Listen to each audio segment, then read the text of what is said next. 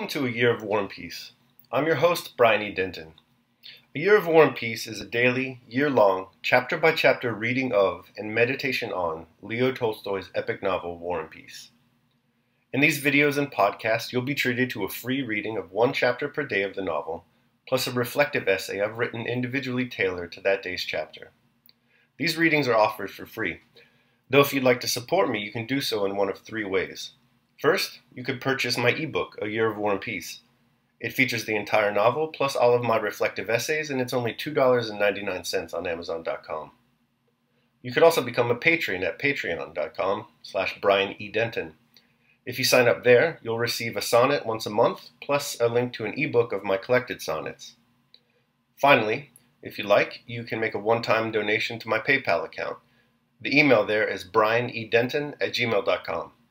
You can also use that email to contact me. I'd be happy to hear from you.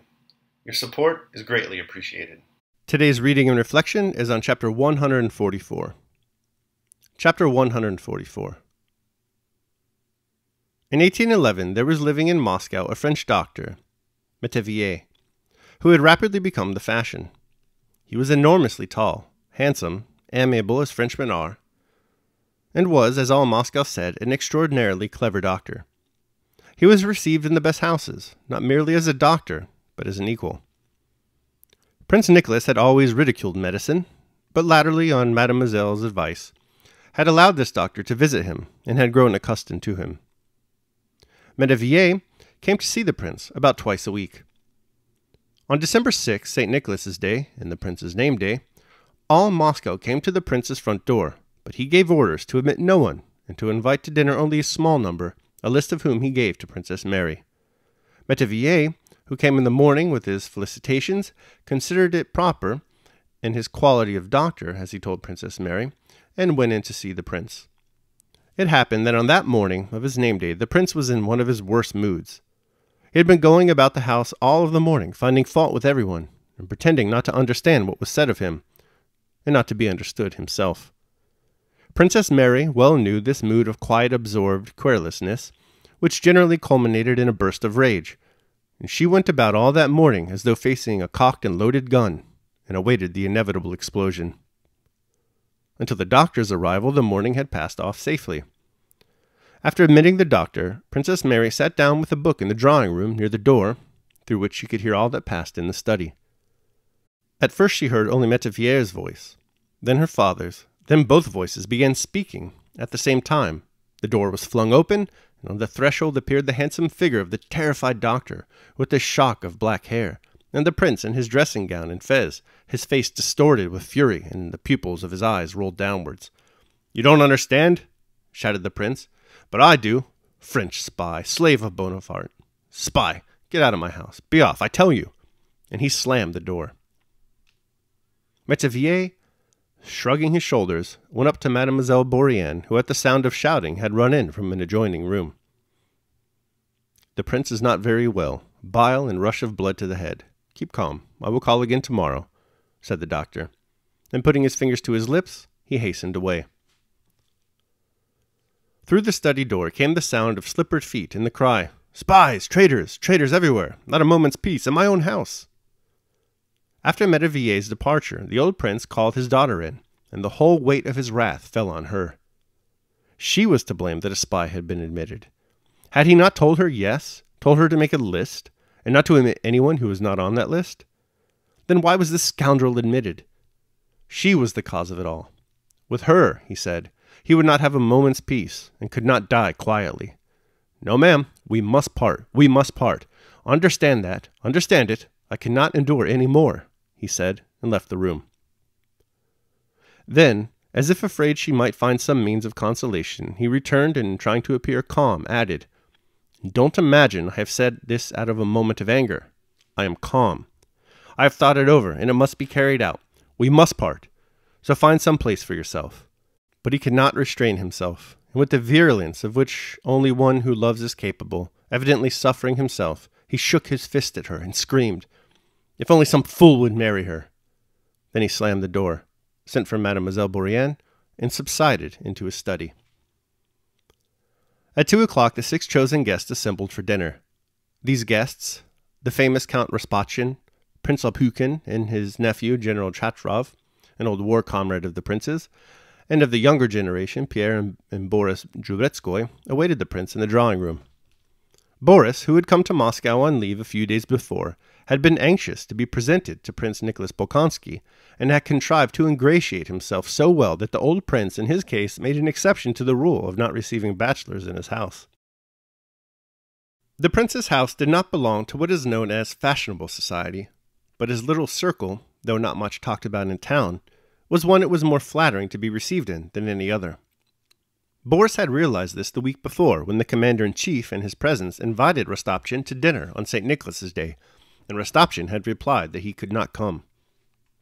On that day I always go to pay my devotions to the relics of Prince Nicholas Bolkonsky. Ah, yes, replied the commander-in-chief. How is he? The small group that assembled before dinner in the lofty old-fashioned drawing-room, with its old furniture, resembled the solemn gathering of a court of justice. All were silent and talked in low tones. Prince Nicholas came in serious and taciturn. Princess Mary seemed even quieter and more diffident than usual. The guests were reluctant to address her, feeling that she was in no mood for their conversation. Count Rostopchin alone kept the conversation going, now relating the latest town news, and now the latest political gossip. Lopukhin and the old general occasionally took part in the conversation. Prince Bolkonsky listened as a presiding judge receives a report, only now and then, silently or by a brief word, showing that he took heed of what was reported to him. The tone of the conversation was such as indicated that no one approved of what was being done in the political world. Incidents were related evidently confirming the opinion that everything that was going from bad to worse. But whether telling a story or giving an opinion, the speaker always stopped, or was stopped, at the point beyond which his criticism might touch the sovereign himself. At dinner, the talk turned on the latest political news. Napoleon's seizure of the Duke of Oldenburg's territory, and the Russian note, hostile to Napoleon, which had been sent to all the European courts. Bonaparte treats Europe as a pirate does a captured vessel, said Count Rapochkin, repeating a phrase he had uttered several times before. One only wonders at the long-suffering or blindness of the crowned heads. Now the Pope's turn has come, and Bonaparte doesn't scruple to depose the head of the Catholic Church, yet all keep silent. Our sovereign alone has protested against the seizure of the Duke of Oldenburg's territory, and even— Count Rapochkin paused, feeling that he had reached a limit beyond which censure was impossible. Other territories have been offered in exchange for the Duchy of Oldenburg, said Prince Bolkonsky. He shifts the dukes about as I may move my serfs from Bald Hills to Boguchavaro or my Ryazan estates. The Duke of Oldenburg bears his misfortunes with admirable strength of character and resignation, remarked Boris, joining in respectfully. He said this because on his journey from Petersburg he had had the honor of being presented to the Duke. Prince Bolkonsky glanced at the young man as if about to say something in reply, but changed his mind, evidently considering him too young.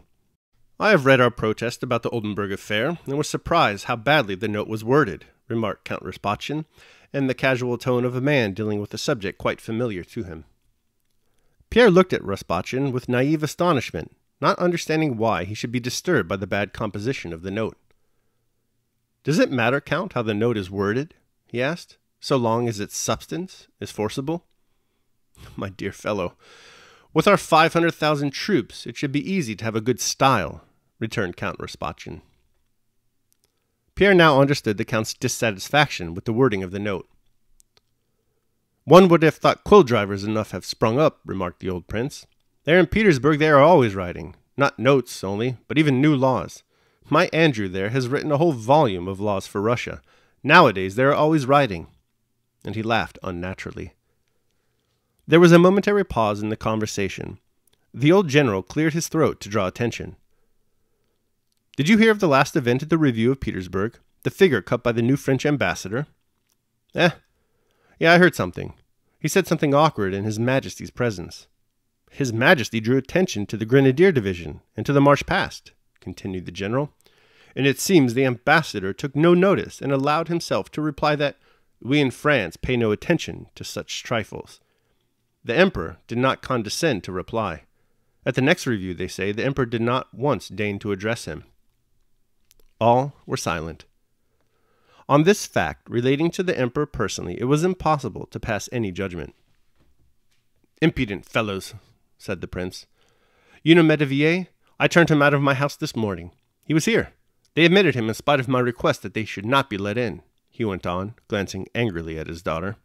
And he narrated his whole conversation with the French doctor, and the reasons that convinced him that Metivier was a spy. Though these reasons were very insufficient and obscure, no one made any rejoinder. After the roast, champagne was served. The guest rose to congratulate the old prince. Princess Mary, too, went round to him. He gave her a cold, angry look, and offered her his wrinkled, clean-shaven cheek to kiss. The whole expression of his face told her that he had not forgotten the morning's talk, that his decision remained in force, and only the presence of visitors hindered his speaking of it to her now. When they went into the drawing-room, where coffee was served, the old men sat together. Prince Nicholas grew more animated and expressed his views on the impending war.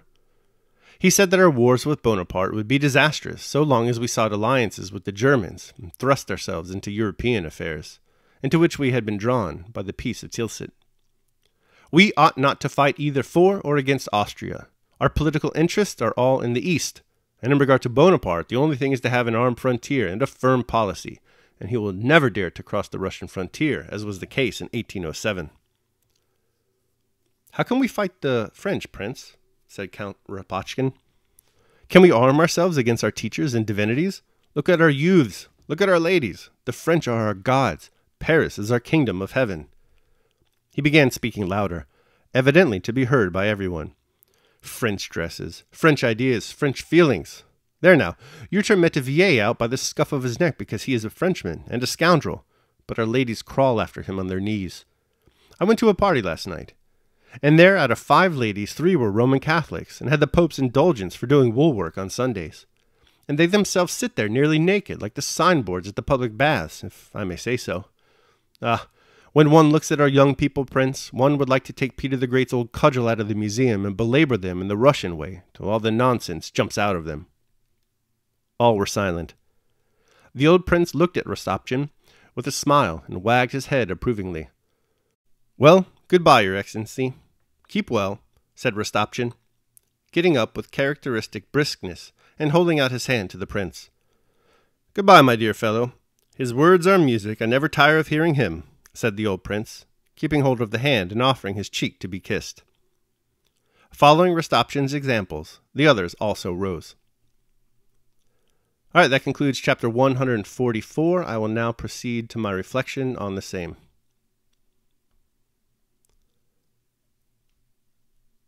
A Year of War and Peace, Day 144. The Angry Man. Henry Adams once wrote that politics is simply the systematic organization of hatreds. It's only fitting, then, that the old Prince Bolkonsky talks so much about politics in the second half of today's reading, because he spends the first half of it engaged with hatred's raging cousin, anger. The old man needs to slow it down a bit. The demands of the body of a raging heart are too much, especially at his age. Further, and perhaps more importantly, he needs to ask himself what he's accomplishing by getting angry so often. From an objective point of view, it's clear that he's alienating his friends and family. Sure, we've spoken of the virtues of his daughter Mary, but not everyone is so forgiving. If he's not careful, the old prince will sever himself completely from society, though to be honest, that's probably just what he wants. For those of us hoping to preserve connection with others, however, we might want to work on our anger issues so as not to isolate ourselves from the world. We must come to understand anger's destructive forces. Daily Meditation. We shall succeed in avoiding anger if from time to time we lay before our minds all the vices connected with anger and estimate it at its real value. It must be prosecuted before us and convicted. Its evils must be thoroughly investigated and exposed, that we may see what it is. Let it be compared with the worst of all vices. Seneca, on Anger. All right, that concludes my reading and reflection of chapter 144. I hope you liked it. Thanks so much for joining me. Remember that if you'd like to support me, you can do so either by purchasing the ebook, A Year of War and Peace, becoming a patron at patreon.com, or making a one-time donation to PayPal. The links to all that are down below in the show notes. Tomorrow, we're going to be reading and reflecting on chapter 145. I hope you'll join me. Until then, Take care of yourselves and others.